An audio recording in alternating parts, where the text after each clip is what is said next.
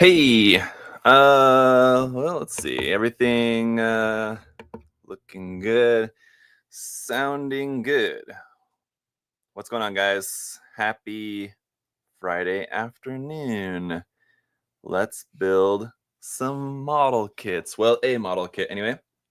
I thought about doing a double live build here today, building both this and where's the other one here?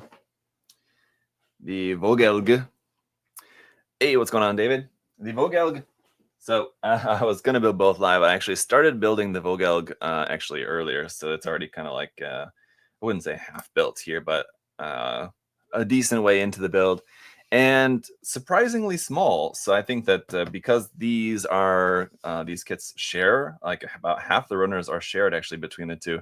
The Edelstein as well is actually, I think, going to be much kind of smaller than it looks. I think the images of the kit and maybe even like the images that you may have seen of it online, and even the runners to a degree kind of make it look deceptively larger than what it is, but it's actually quite small here, as you can see from the Vogelg. It's actually like HG size, if not like slightly smaller. The proportions are also quite different in that it has like a really tiny torso. The legs are much chunkier, but they're like really short, and like especially the thigh is like a normal length, and then this middle part here, the lower leg, is very, very short there. So like the knee is like right above the ankle, which is very interesting. So anyway, interesting stuff here with this line. If you guys are completely unfamiliar with this line and wondering what the heck is that and what's that from, it's actually not from anything other than the Titanomachia series, which is a series of that Naoki is behind, the world famous modeler and mecha designer. Now he's designed a number of different Gundam designs, particularly in the build series. And yeah, he's also designed a few kits as well. Yeah, it is very interesting. So I think so you guys have seen me work on kits of the Titanomachia series before, but from Kotobukiya, those being the Titanomachia model kits of the character. And so I've talked about this before in the review and videos that I've done regarding those kits, that Kotobukiya for this series, it's interestingly kind of been split, that Kotobukiya is producing the character model kits, while obviously Good Smile Company here, as a part of the Moderoid line, is going to be making the mecha models here, obviously. So very interesting. And other story that I've told a number of times about this before, so stop me if you've heard this one, but yeah, the originally, I believe it was Aoshima was supposed to be making the mecha model kits from this series, and there was a long delay, and I am not entirely sure what the reason for that is, but I'm guessing that it was just some issue with Aoshima and the production of these kits, and then something with that just fell through, and then that's why they end up going to the Moderoid line instead. So anyway, here's the head, and it has some very long bunny ears there on the top, but a really cool design here. Let me zoom in a little bit more here for you guys to show you that. Cool design there. Definitely went all out on the bunny ears for this one, which is really cool. And I've already seen some really interesting custom builds of this. Naoki has he organized, I forget what he called it, but he organized kind of like a group build, sort of, where some other, I think it's maybe part of the Chop 10, which is like a group of mecha modelers there. They're all like professional mecha modelers. And I think it was that group that all like did their own like custom builds of this. It's basically just a way to promote the kits, right? It's all just for like sales promotion, but pretty cool to see all the custom builds and everything. of this one. So this has been out for a couple months now, and I would also imagine that there's probably going to be a what is it? Robot Hobby Life. RHL is a MOOC series. So there's Gundam Hobby Life, which is a MOOC series, which is centered around Gundam, obviously. And then Robot Hobby Life is meant for kind of everything else other than Gunpla. And Naoki is in charge of that. And I would imagine that there's probably going to be one coming out in the future that's like maybe not entirely dedicated to the series, because so far there's only 2 kits out in the series, but eventually there will be more. Or they could just fill up a MOOC with just different variations and custom builds and stuff, even just based on just 2 kits.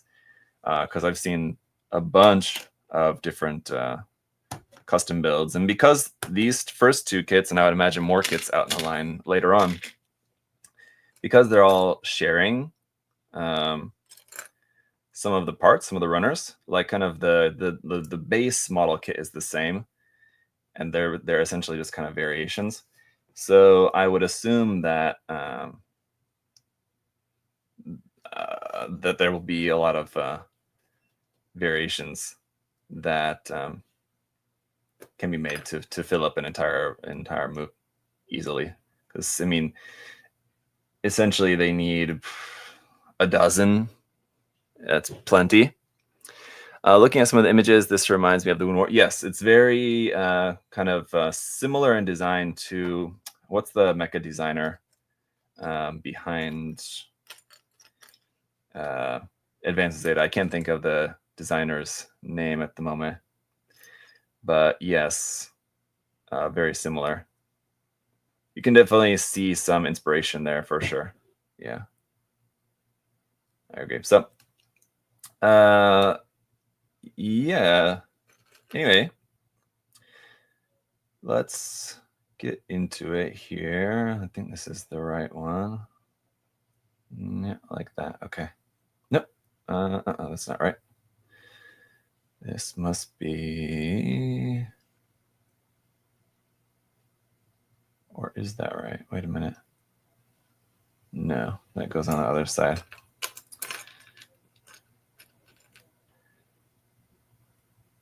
So I'll show you guys here in a moment once we've got this torso part here built up. I'll show you kind of how it compares to the Volgelge. Anyway, ahoy, ahoy. What's going on there? Anyway, how are you guys all doing on this fine Friday? Are you excited, yes or no, about the next contest, which will be announced next week? Are you excited? Are you prepared? Are you planning to enter? I guess it may depend on what the theme is going to be. But let me just say that the theme will be fun, I think. And, well, I mean, obviously when choosing the theme, the point that I want to go for is something that will be, you know, fun, interesting, will encourage people to try something new, something different that maybe they haven't tried before. So, you know, with those ideas in mind, I hope that you guys will be interested to join the contest, and that you know, if you are, the contest will be, you know, a fun challenge for you guys. Yeah, it depends on the theme. And no time to enter. Well, being the busy builder, I can understand why you might be busy to enter the contest. But the guest judges are not confirmed yet. I need, one of them is, and the other one is not yet. I would need to confirm with the other person, who I'm hoping will be our second guest judge. But assuming that that person is willing and able to join as our second guest judge, then that means we'll have 2 guest judges for this contest who have not joined as guest judges for any contests in the past, which is cool. So we'll have some new faces kind of joining the team, as it were, for helping out judging the contest. So that'll be fun. And it'll be a theme dealing with some, let's see. Dealing with some model kits which we've not focused on for any contest in the past. So that should give you a little bit of a clue. It doesn't exactly narrow it down a ton, but for those of you guys who are especially studious, that gives you something to look into that might narrow it down a little bit for you. So yeah, the model kits that we're going to be using for this contest are ones that we've not used for any contest before, at least not as like the main theme. So should be interesting. Let's see. Looking forward to that larger 2-to-1 scale Gorai. Yes, the Grande. The Gorai Grande should be very cool. Yeah, I'm looking forward to that too. I'm happy to see anyone taking a stab at making a larger scale Mecha Musume model kit. So that will be very interesting. Yeah, I agree. Looking forward to that. And hopefully some of the other companies may follow suit. And I don't necessarily expect that like that Bandai will as like a part of like the 30 Minutes Sisters line or something. I don't think they're going to be making some like 30 Minute Sisters XL kits or something like that, although that would be interesting too. I think if any model companies are going to immediately follow suit, it's probably going to be the Chinese brands like the ATK Girls or Nuke Matrix or something. One of those lines may follow in Kotobukiyo's footsteps and take a stab at making some like larger scale Mecha Musume model kits. I think that's possible, but we shall see. So one interesting thing that I'm noticing about this so far is that different from the Vogelge, this has a little bit different size like connectors for the limbs, but let's see. There is, well, it's not really mentioned in here, is it?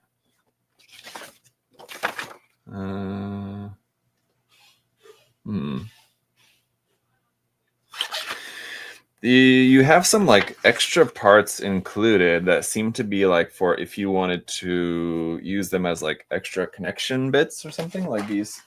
We got these here, which I think are supposed to be like conversion parts for like if you wanted to, well, no, that wouldn't really work in there, would it? For like the arm joint, because the way this peg is and because the way those pegs are. So that really wouldn't work. So I guess these are just for going to be sort of like option connection pieces for connecting different armor or weapons or something maybe onto these kits. I don't know. And it doesn't say, not in that manual, but you have like 2 papers included here. The other one is just like the paint guide. And there is a little bit about these parts right here. So they're 3mm, 4mm, and 5mm adapter pieces. Oh, sorry, you can't see that. There you go. Like adapter pieces that we have included. So yeah, not entirely certain about those. But let me turn the page here just a minute. And what I want to show you guys is a comparison between the two, just to kind of show you how they're like using the same base model here for these 2 kits, at least the first 2 kits out in the series here. So just a second, let me get this on here and I'll do that. Oh, I'm still zoomed in, sorry about that. There we go. Let's see. Maybe I'll be brave enough to finally customize the kit. I would encourage it, David. If you're planning on coming to the build day on Small Business Saturday after Thanksgiving, I can certainly talk to you about it then. I mean, the announcement will be out by then, so it won't be like I would be, giving you any like inside information. But I can, if you have questions or any you know, looking to bounce some ideas around regarding the contest and what you might want to do for it. Can certainly chat with you about that if you come in for a build day again. Geek Eric asked, Pokemon contest? That would be fun. That's an interesting idea. But I don't want to give anything away quite yet. But yeah, next week I'll have that announcement for you. So I already know the theme. I know the prizes, and I know one of the guest judges. Yeah, I just need to get in touch with the other guest judge, confirm that, and we're pretty much ready to rock and roll. So yeah, we'll get into that. Interesting that the neck is slightly different. The neck piece, which is, you would think is just like basically just a little mechanical connection piece. You wouldn't think that there'd be any real reason to make the neck a different piece there, but okay. All right, so there's our head, torso, and waist section. A super, super thin waist section here, as you can see on that. If you thought the IBO waist connection was small, I mean, look at that guy. It's just a little kind of piece barely connecting the top and bottom. So definitely some really interesting aesthetics going on in here. You can tell that Naoki has a soft spot for some of the 5-star stories aesthetics based on his design of the Hakushiki Crash. And you can see that here as well, that really super thin waist. Yeah, to compare the two, you see the torso is basically exactly the same, just in a different color. There's not any difference in the parts there between these two. And I'll kind of bring it in a bit closer here for you guys. So the head is obviously completely different, so totally different parts there for that. And then the waist section is mostly the same. The front skirt parts are different. This front section right here, and then these like side bits kind of on like the side above where the legs would plug into, it's going to be a little bit different. But otherwise, this part here at the back is going to be the same there. So interesting that these are going to be like the same base kit, like I said. And then also here on the Volgelga, it doesn't have these like rings that fit around the side of the connections for both the arms and the legs. It's just the peg there. Whereas on the Edelstein here, it has these rings on both the arms and the legs, kind of spacer kind of parts there. So interesting. Indeed. Speaking of 5-star stories and Nagano, I ordered the RRR Elegine Mark II off P-Band the other day. Oh, nice. That's the HD, right? Oh, no, the RRR is the larger scale one. That's the one that I built and reviewed. Yeah, it's cool. Although I would like to pick up the HG too, if I had the chance. I mean, I have the chance. I could go on eBay, I'm sure, and find one and order it right now. But I don't know. It's not like at the top of my priorities list, so that's why I haven't bought one as of yet. But I would be interested at some point someday, maybe checking out the HG version of that kit. So you have the pilot, and so interestingly, another kind of interesting point about this, the pilot is not inside the torso as like a Gundam would be or something. It's actually like in the backpack. So you can see this, how big the pilot is compared to the mobile suit. This is what's the scale? 1/24th scale or 1/35th scale? What is it? Not a 1/48 scale. Yeah, and so the pilot looks quite large for 1/48 scale. It looks closer to 1/35 scale, to be honest. Pretty big. I thought it was a reprint of the HG sets. Oh, so you kind of accidentally ordered the RRR version. Well, anyway, it's really cool. It's a little bit dated, and it's probably going to take a little bit more love and affection compared to the HG. The HG is probably like objectively a little bit nicer, but the RRR kit definitely has some nice features, I think. That, just kind of depending on what you're looking for, might actually make it a little nicer for you. So I don't know. Anyway, interesting kit for sure. So this is the backpack part that we're building now, which is actually like the cockpit. So you'll see here in just a moment. So this is kind of just a hollow backpack with this door that opens up. Opens out this way. There we go. Like that. And then the pilot just fits down inside of there. Probably should have put this in ahead of time, but it does fit in, just falling down into there. Oh, sorry, I was kind of off camera, wasn't I? Fits down into there like that. You can close that up, and then we've got some more bits that kind of go over the top of that. This one here, like this. It's gonna be like that. That fits onto there.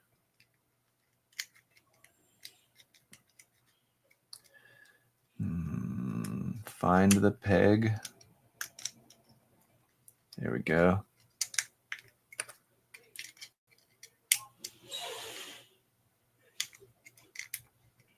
Oy.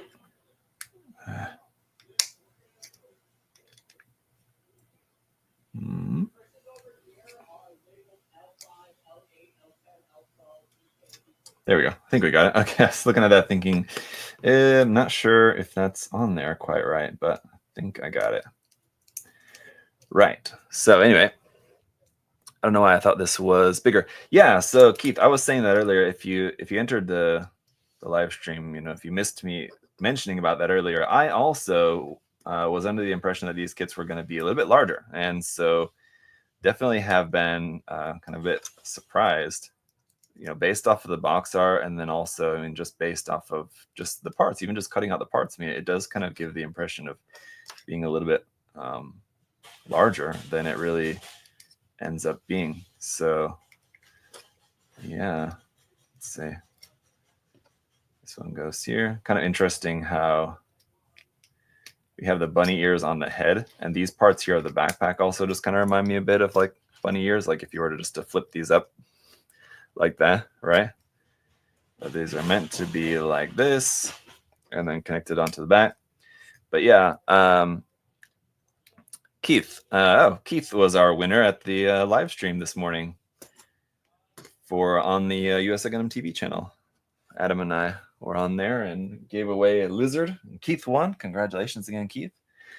Yeah, building the Volgelga earlier after that live stream this morning, I was working on putting this guy together, getting it put together, thinking like, man, that is a lot smaller than I was expecting.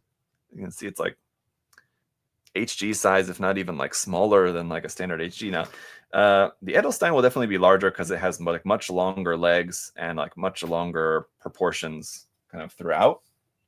But like the torso and hip waist section is all going to be rather small. So that's that. Let's move on to the legs. Still have two of the Volks 5-star stories kits to finish. The Shrepter and the LED Mirage V3 with Flame Unit. Oh, that's a big one. I've not built any of those kits yet, and I every time it comes up, I'm thinking like, yeah, I want to check out one of the Volks 5-star stories kits, and then never get around to it. But yeah, I would like to build one of those at some point. But the problem is too that I like some of the designs. Some of the designs I like more than others. I'm not a super into the 5-star stories designs. They've definitely grown on me over time. But I'm certain that I can find one that I enjoy well enough to build it. And I know that there are. Responding super late, but I'll be at build day going to bring and build HG Barbatos Lupus Rex and practice seam line removal. Okay. Make sure you bring all the necessary materials. Obviously, we've got everything here. If you need to buy something, you can do that too, of course. But, to avoid getting in trouble with the wife, if you guys come together again, if you don't need to buy any tools, then perhaps you can buy some kits. Because, yeah, there's going to be, obviously, there in the storefront, we've got everything there. Like you can buy whatever. And I think this is not confirmed. It was discussed, but not ever really not ever really totally confirmed yet, last I heard. But I believe that all of like the damaged kits that we've got there in the storefront are going to be marked down even more so on that day. But yeah, don't hold me to that. I don't know that for certain at this point, but it was something that we discussed. Okay, Adam and I. So I mean, like, so long as you don't care too much about the box itself, you don't mind a damaged or dinged up box, then it could be a good opportunity to pick up some kits on the very cheap.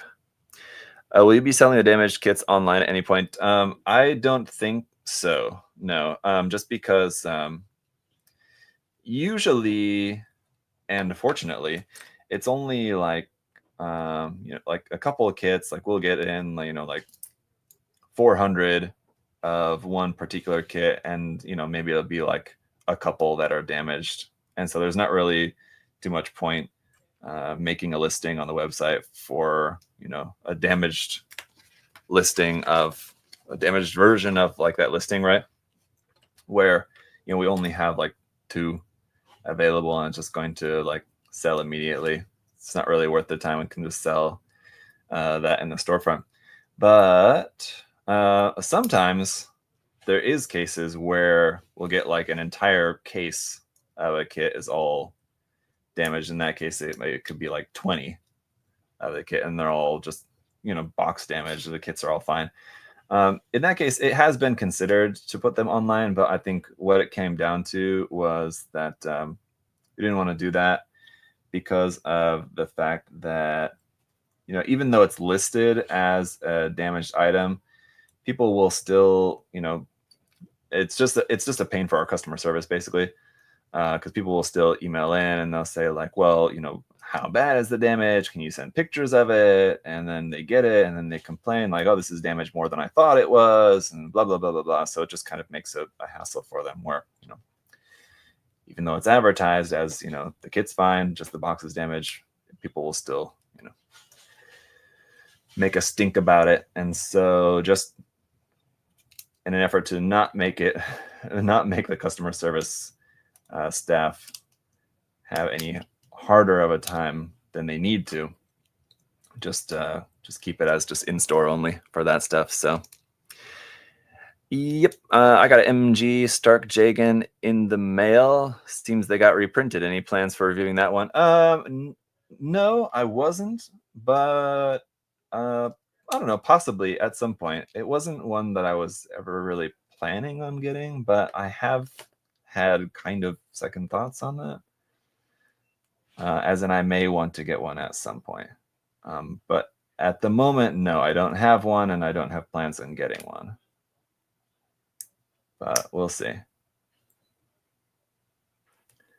Never say never.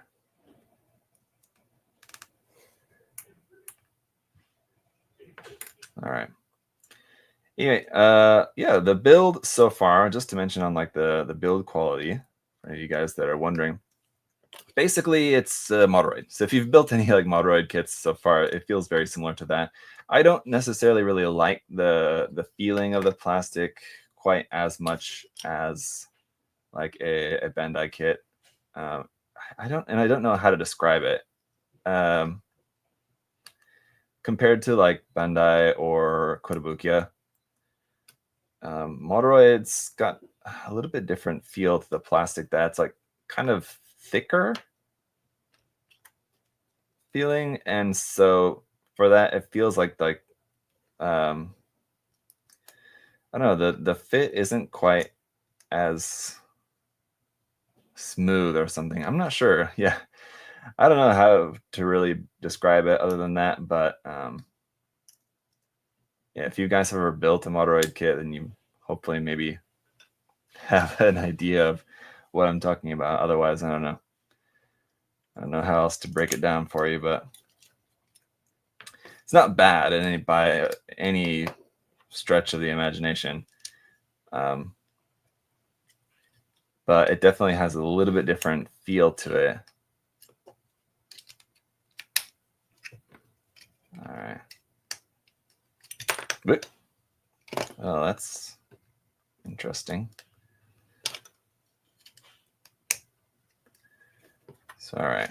See, here's our leg. Now, like I was saying before, definitely very different in terms of proportions compared to the Volga, especially in the legs, because if we compare these side by side, you can see the length of the thigh is pretty much the same. The thigh to the knee is going to be very similar, but the lower leg is like triple in length here. So going to be vastly different proportions here for this one, at least as far as the legs are concerned, that's for sure. Much taller. Making, even though they're the same base kit, makes the Volga look like an HG, while this looks more like an MG, just in terms of the size comparison. Haven't built it, and it's one of the best variants yet. I have one, and it looks damn good on the shelf. Yeah. Isn't a good thing if it's thicker. Yeah. I don't know. Thicker is probably not the right word that I'm searching for that. In all honesty, I don't know. But yeah.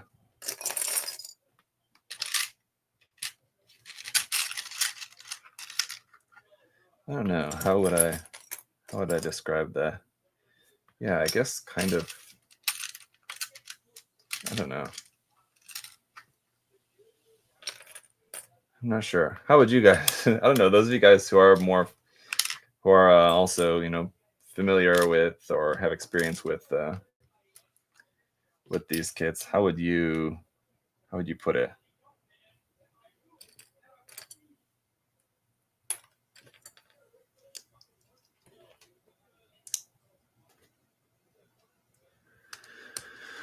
Hi from Malaysia. Hello.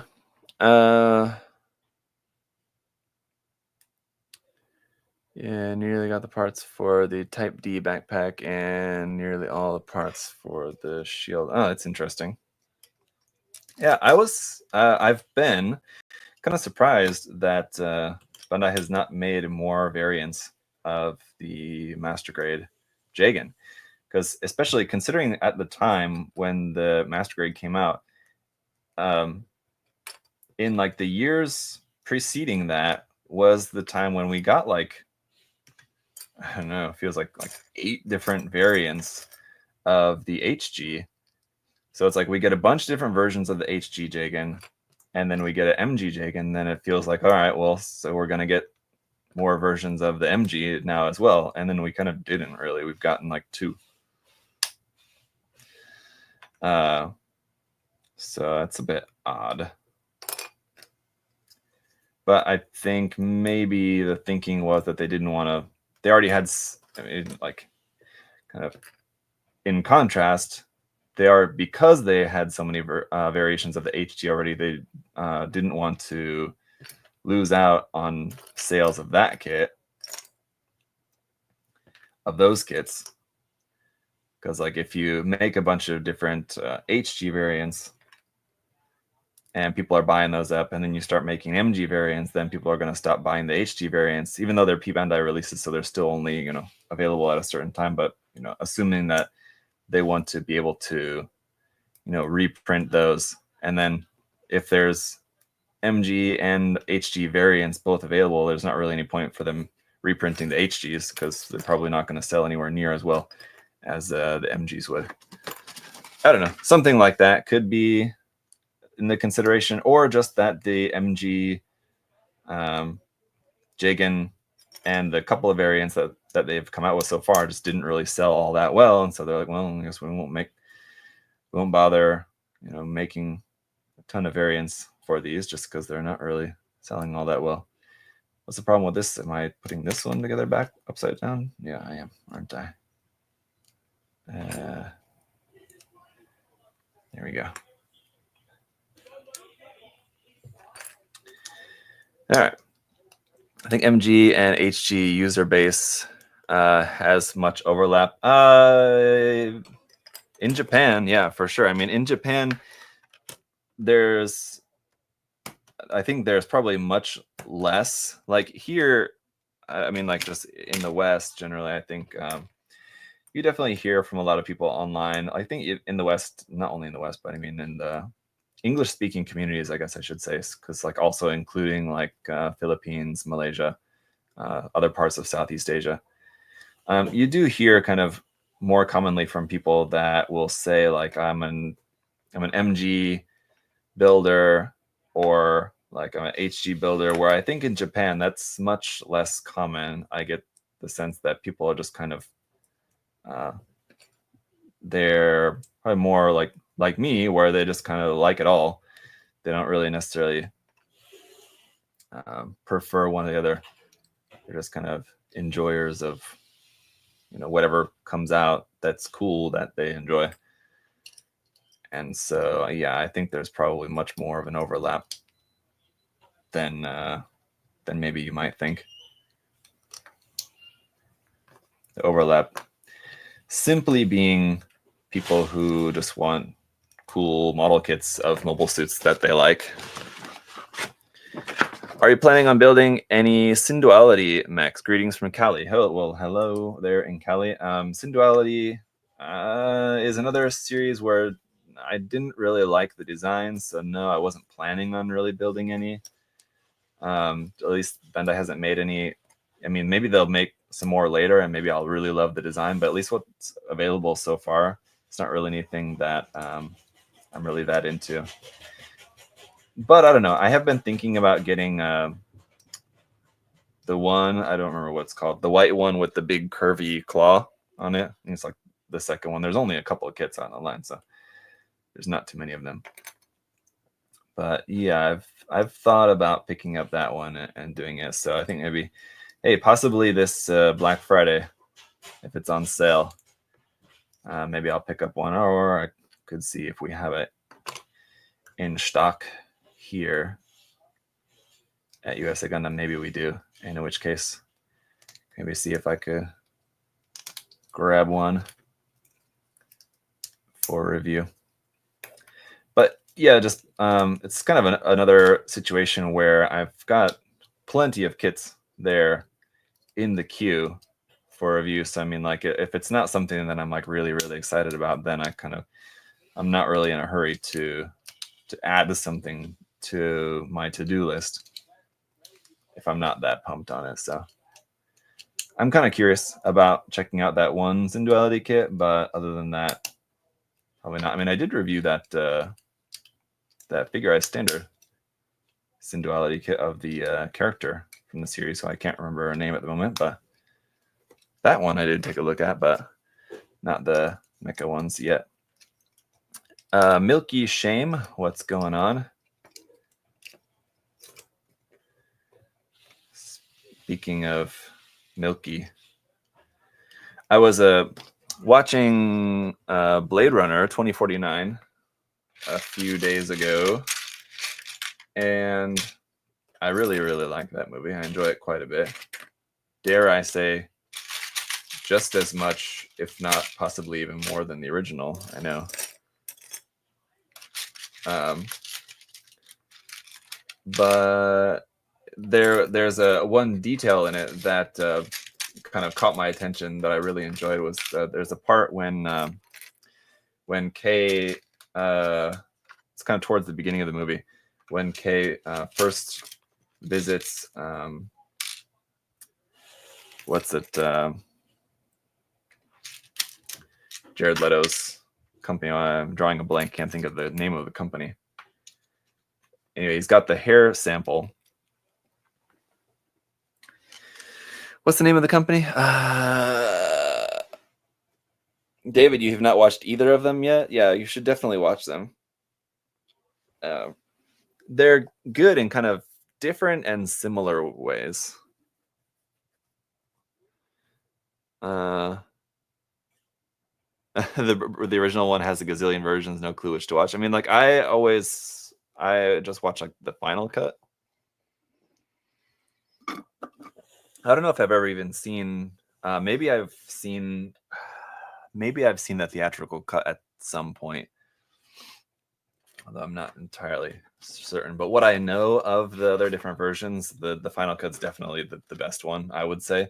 That's maybe subjective, but it's not Terrell. It's from the first movie. What's the name of the organization? Wallace. Yeah, thank you.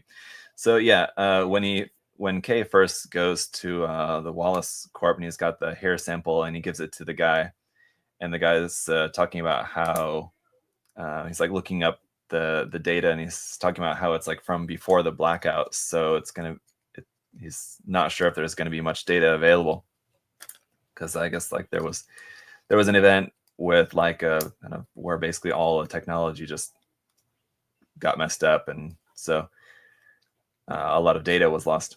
Anyway, and there when the guy is just like some minor like character that's in the movie for just a couple of minutes, and when he's like checking that, and he's like, thick milky, and I thought it's like such a cool detail, because like it's not something I'm not familiar with that as an expression. That I don't think anybody says that, but I immediately could understand like what the expression means, and like in the context of the movie, it's just like an expression just to mean like that it's like not clear, it's not going to be good, especially talking about like data loss. So it's that kind of like filmmaking detail where it really kind of brings you into the world, or like this is a world where in the future, we seeing like a glimpse in the film, seeing a glimpse of the future, and not being completely unaware of like what kind of trends and like how what kind of words are in vogue and what kind of slang people use and things like that, but like throwing a bit of slang in there that like kind of brings you into that world, but doesn't make it so that it's not understandable. Like you can understand what it means by that, but it's not something like, it's obviously not a word or an expression that we use like in modern day. So just that's really cool. That's like kind of a good example of the level of detail in that movie, is kind of what makes that movie so good, and what makes Denis Villeneuve such a fantastic director. I think it's really, really good. So yeah, that's my about a long rant there, just from Milky Shame's name there, kind of what that immediately reminded me of, just because I was just thinking about that the other day, watching that film, which is unfortunately not available on any of the streaming services that I have. So, but fortunately, I was able to find it to watch on Archive, on just archive.org, which was down for like a couple of weeks. So that was like kind of bad timing, but it's back and everything's still on there, fortunately. So that's good. Have you watched the tie-in shorts that were like a little prequel? I don't remember. I know what you're talking about vaguely, and I kind of remember that being a thing. I don't remember if I watched much or any of that. I'm not sure. Yeah, it's the short answer. I should, if I have seen it, at least I should rewatch. Do you have a good recommendation for where you can watch those? Or are those just on YouTube or something? Or are they on any other like streaming service? So yeah, I would like to give them a rewatch, whether I've watched before or not. Been watching the Andy Milanakis show on there recently. Yeah, Andy Milanakis show is another great one. I'm glad to know that I'm not the only person in the world with an appreciation for the Andy Milanakis show. Like back in college, cause that's like when that came out, when that was popular. I was in college at the time, and I felt like I was the only one of my friends that enjoyed it, because it's stupid. It's really stupid, but I don't know. It's kind of fun, right? I like it. It's got some good bits in there, and I love the fact that Andy Milanakis still is like still has some, probably not very big, but at least like some level of fame, especially just like on Twitter. Excuse me a moment, guys. I'm getting a phone call. I had to take this phone call. I gotta be on mute for a minute.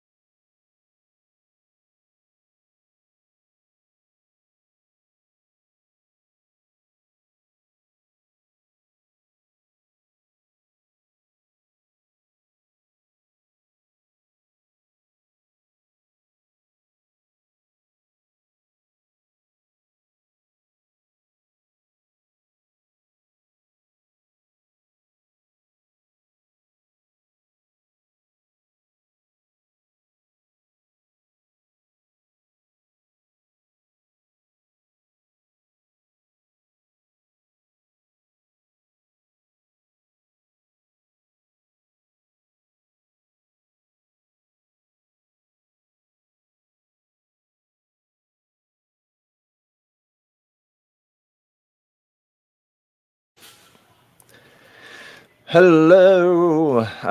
What's going on in the chat here? What I miss?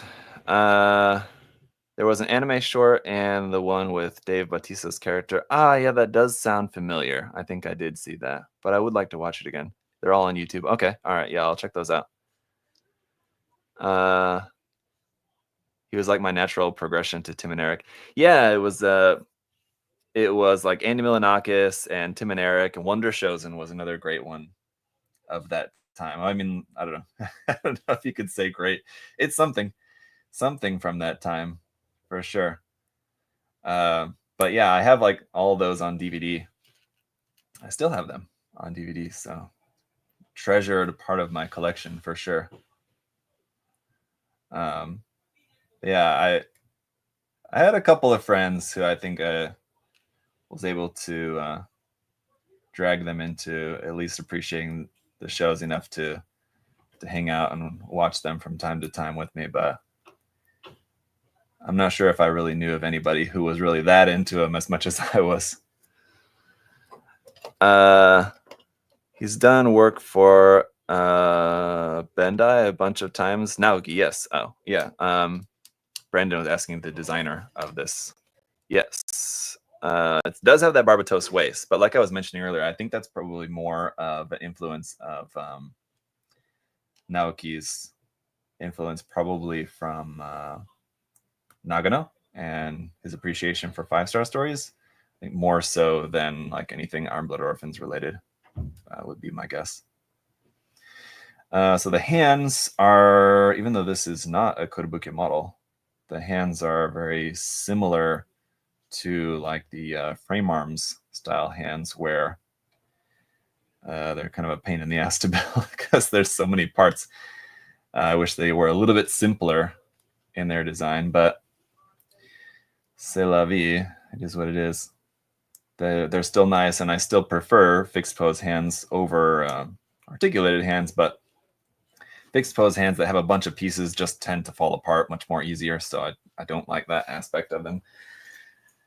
So that's what I mean. They're similar to the frame arms hands are the same way. They tend to be very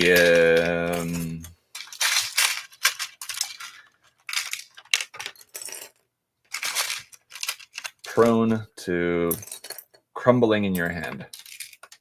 So, I mean, ultimately, it's best to just glue them That's what I would do, especially if, like, for like a painted build. But as you guys know, for just building kits for reviews, I try not to glue anything as much as possible, because number one, I want to give you guys the review, you know, based on the kit straight out of the box without doing anything, and that's including any like gluing or modification or anything like that. So if there's a part that's particularly tricky, I want to make that known to you guys in the review. So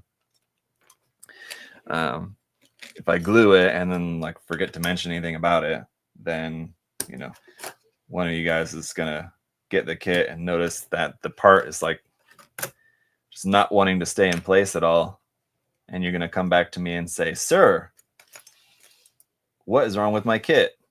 I saw your review and yours was perfectly fine, and then I got mine, and it's like I've got this part that keeps falling off every time I touch it." And then I have to come back to you and say, "Ah, yes, I had that same issue too. I just never mentioned it in the review."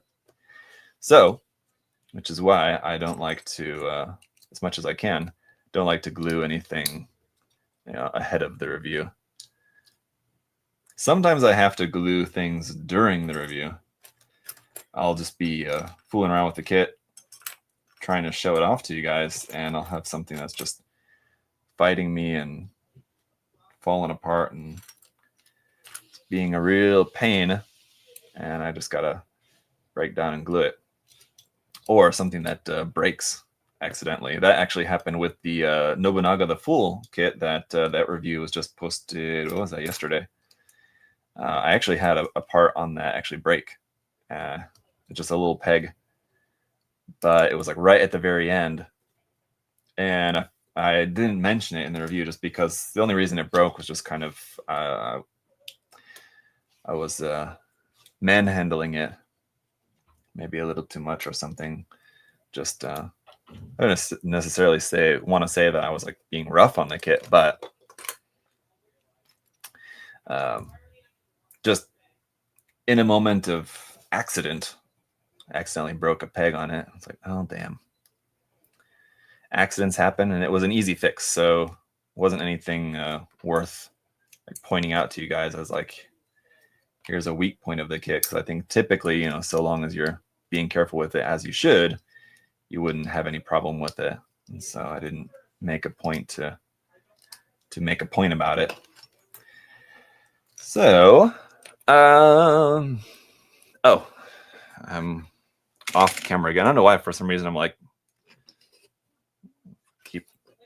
because I'm zoomed in a little bit more than I typically am. I keep working off camera. Sorry about that, guys.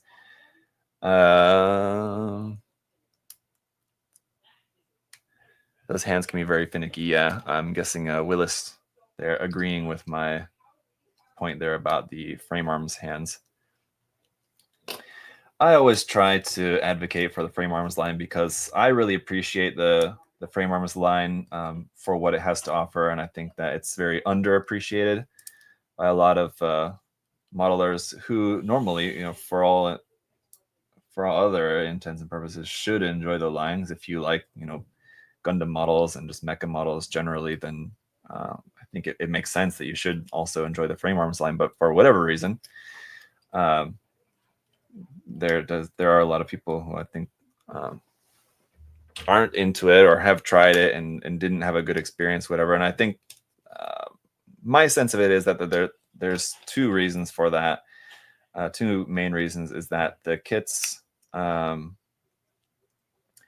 well, maybe a couple of reasons actually. So the first reason being that why is this part like not fitting into here properly? That's weird. Hang on. The first reason just being price. The frame arms kits tend to be a little bit more expensive. Oh, I think I've got these in here backwards somehow. So that's weird. Frame arms kits tend to be a little bit more expensive, so that's always going to be a factor. The other factor is that they don't have any source material. So I mean, like for a lot of people, you know, they like to build kits like from an anime that they've seen or something, and so, you know, not having any source material. But I think that like 30 minutes missions is a really good example of, you know, kits that are really popular without any kind of source material. So source material is not something that's, really important, but I think it is a factor, is a contributing factor as to why frame arms is not more popular. So there's the price, the lack of source material, and then namely, I think, and probably the most difficult thing for them is, unfortunately, here in the West, I think they just kind of have a little bit of a bad reputation for being kind of more finicky, sort of hand grenades, as some people might call them. I wouldn't characterize them in that way. I would just characterize them as being a little bit more geared towards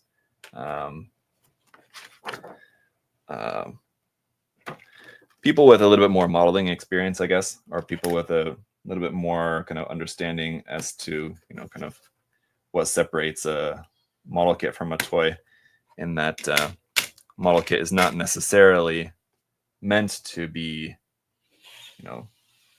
played with and posed and reposed. Now, it's great. Those it's a bunch of different kinds of model kits, from Kotobukiya and Bandai and other companies that are able to be essentially played with like a toy. But at the end of the day, you still have to remember they're still model kits. So, I don't necessarily want to fault a kit for being a kit, a model kit. So yeah, and the frame arms designs also vary wildly. There's there's not necessarily like one kind of design influence that you can see kind of throughout the series. There's a bunch of different designers that work on different installments in the series, and so there's not necessarily a consistency in the design, which I think maybe some people maybe don't really like, or I don't know. I'm not sure. Kotobukiya itself, I feel, neglects the mainline frame arms kits. I think so too. Like, in my opinion, I would agree, but understandably, I just think that the kits just don't sell as well, so they don't they don't put as much investment into the line, and so yeah, again, it's understandable. Kotobukiya, I feel like at this point, it's pretty clear to them, and it's pretty clear to me too, where their bread is buttered, and they know that they're, going to be doing really well with the Mech Musume model kits, Frame Arms Girl, even more so the Megami Device lines, Arcanadia lines, other Musume, Sosai Shoujo Teien kits, for example. So that's those are their best-selling kits. Shit. Where'd that part go? Ooh, on me. I didn't hear it drop on the floor, so fortunately it got caught in my shirt. Yeah, those kits are going to be their best sellers, so that's where they're going to, invest the most into producing more of those. But yeah, I agree. It would be nice if they did, and they do. I mean, they're still coming out with frame arms kits. It's just a very slow drip, kind of comparable to Bandai and the MG line, right? There's a lot of people that wish that Bandai would make more MGs and think that Bandai is, losing out on free money by not making more MGs, but they have, really in-depth knowledge as to their sales figures, and so I think it's safe to assume that they know what they're doing. And if they were making tons and tons of money off of MGs, that's what they'd be making, but obviously they're not. So from what I've heard is that MGs are just, it's considerably more of an investment in production, and an MG that doesn't sell well is a big hit compared to an HG that doesn't sell well. If they have an HG kit that, the sales doesn't end up being quite as much as maybe they hoped, at the end of the day, it's not a huge loss compared to an MG. So this kind of risk mitigation there for them, I think. And unfortunately, it's just, I think if it wasn't a Japanese company, they may be a bit more inclined to take risks like that.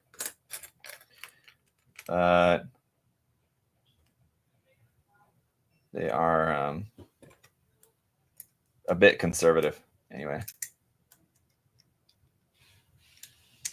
But again, they also have all the inside information, so I can only make kind of educated guesses.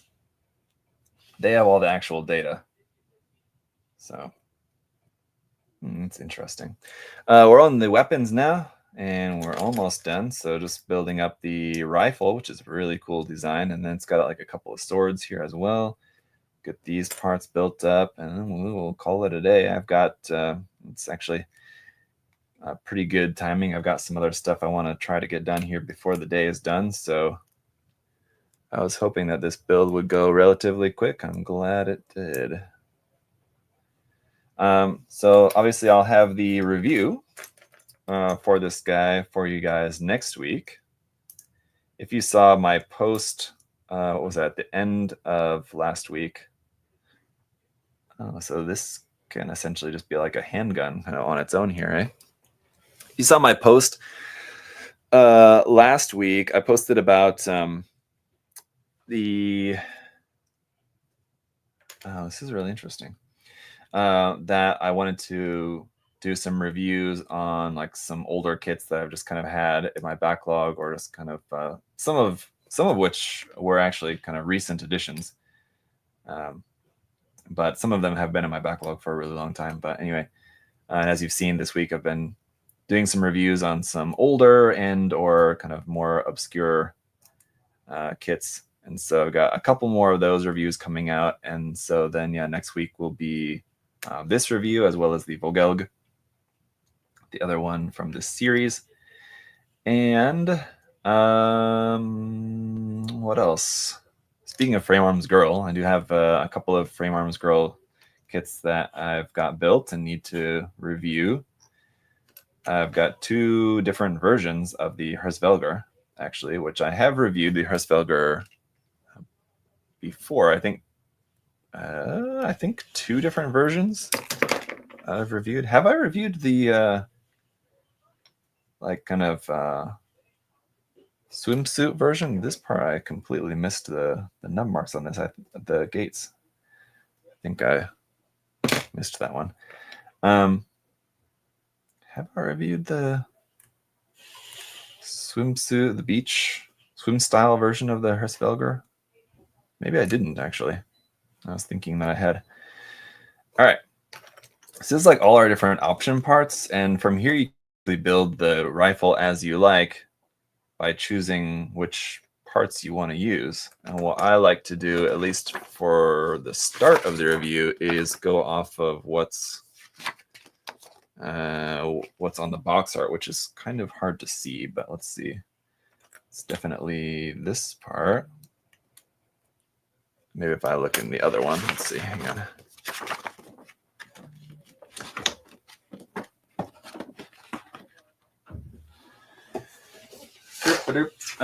In here, we've got some more pictures of the kit. Well, there is, but let's see. All right, so yeah, we got, which part is that? This one? Yeah. So in here, for the handle, you've got different parts for the handle, different parts for underneath, different parts for the barrel, different parts for the back end of this too. So I'm going to try to make it how it is in the manual here to start off. So it's a different handle part. And we can also attach parts onto the side of here, right? I thought I saw something where there was something attached onto the side as well. Maybe not. But anyway, all right, that's pretty cool. Oh, this part goes on the side. That's what it was. I knew there was something that goes on the side of there. That, like the camera part, right? Okay. Then we've got a couple of different connection pieces. And okay, so we're all good on that. Put all this stuff here to the side. Really cool rifle design. I love the fact that we've got those different option parts for that. So it's very kind of similar to like a 30 minutes mission style rifle where you can basically kind of pick and choose a bunch of different options for it. That's really nice. Yeah, backlog clearing is a good thing, definitely mercenary. And yeah, it just kind of gives me a chance to, just because I know that it's something that people enjoy too. People enjoy reviews of older kits as well, especially for like more obscure ones that don't have any other videos for like the Nobunaga, the full kit, for example. And I think the Evangelion Type F kit that I reviewed. It's like a couple of kits that I don't think have very, like hardly any coverage of on YouTube. So I think there's people definitely appreciate that as well, which is nice. So all right, got a couple of Schwartz here as well, and this is going to be the last bit here for today. Already all done? Yeah, almost, Chris. Where you been? Jeez. Almost done. Very cool kit. Chris, maybe you can, you're a bit of a wordsmith. Maybe you can help me with this. I was trying to describe earlier how the Moderoid kits have a little bit different feeling compared to Bandai and Kotobukiya. I didn't really know a good way to say it other than they feel kind of maybe a bit more, like the plastic feels a bit more thick. But yeah, I don't know if that's exactly quite right or if that necessarily makes sense. But it was kind of the best thing that I could come up with. You have any other ideas on that? A good way to describe the difference and how the plastic on Moderoid kits feels. I don't know if you've built any Moderoid kits offhand. Maybe you haven't really. All right, so there's that. And the swords are opposite. Well, they're like the connection parts here opposite because we have they attach onto like the side skirts, and one attaches onto the left and one attaches onto the right. So I have to build them opposite. The plastic feels denser almost, I think. Not brittle, but just feels more packed. Yeah, that's what I mean. Like yeah, dense, kind of thick is maybe what I was going for. But yeah, dense I think is maybe a better way to put it. Yeah, I think that's another good word could use to describe it. So yeah, these are opposite and must be held in the hand, obviously. Otherwise, they attach onto the side skirts. Let's see, blade down. Spongy, maybe? No. It's not spongy. It's not soft. It's not like softer. Like how Bandai has like their softer type plastic. It's not like that.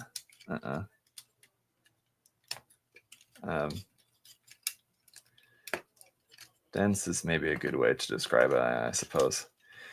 But yeah, okay. So here's what we got so far. This part popped off here. I'll put this back on here real quick. Maybe. There we go. On the back, yeah, and I want to just wrap up here by again showing you a comparison. Now the Vogelge is the other one that's out in the line so far, and what a difference considering the waist and the torso section. The torso section is basically exactly the same, just different color. The waist is some of the same parts and some different parts, but considering the torso and the waist are the same, and what a difference, just kind of an overall size there. As you can see, get this as easy as I can for you guys to see that. There are stickers for this as well. I'm going to put on a little bit later. I'll put those on there. But yeah, much longer legs. It's got different proportions to the arms as well, I believe. Obviously, I don't have the arms for this guy built yet. I was thinking about doing a double live build, but I didn't have everything prepared for this guy quite yet. Yeah, he's just a little dude for sure. I do wish that the torso was a little bit wider. I mean, I don't dislike it. I mean, I like it. I'm happy with the proportions of this one for sure. Yeah, I prefer this. I mean, I'm not sure I really would. I'm happy with this the way it is. I'll just say that. Typically, I can't think of an instance where I built a kit and I thought that I wished that the design of the torso was narrower. But there's definitely been times when I've oh, sorry, I think I had that wrong. Where I wished there hasn't been any time where I thought I wish the chest was wider. But there definitely has been times when the chest was wide and I wished it was narrower. So I think this is like kind of a little bit more to my taste, like proportions wise. But anyway, I'm happy with this. Yeah, I don't really like, sometimes you can get like the designs where the chest is like really wide and boxy and it looks like a Roblox. And that I'm not so much a fan of. This one, I like it. It looks good. I think it fits the design. There's definitely some interesting aspects of the design that like I didn't really notice before. So like how the arms kind of have like this, the forearms, rather than just being like a straight piece, it kind of zigzags off to one side. I never really noticed that about the design looking at images of it before. And then also like how thin and tiny the waist connection is between the torso and the hips is not something that you really notice. Like looking at the design as a whole is because there's kind of a lot of going on there, so it's kind of a lot to distract you away from that. But there's some quite unique parts of the design that kind of maybe you don't really notice straight away, or at least I didn't. But all right, that's going to do it for today, guys. Like I said, there's a couple more things I want to try to get done today before I head home, so I want to wrap up the stream here. But thank you guys for coming and hanging out on this Friday afternoon stream. Like I said, I'll review this guy for you guys next week. Look out for that. And as a reminder, in case you missed it earlier, I will also have the announcement for you guys next week regarding the next contest. So yeah, look out for that. I'm just gotta confirm with one of the other guest judges that they're going to be good for that, and we'll be ready to rock and roll. I think it'll be something fun. And you can't unsee the arms. Yeah, that's very odd, right? Very unique, but I don't hate it. It's interesting. Anyway, guys, thanks so much for hanging out today. Have a great weekend. See y'all later. Bye. Bye, guys.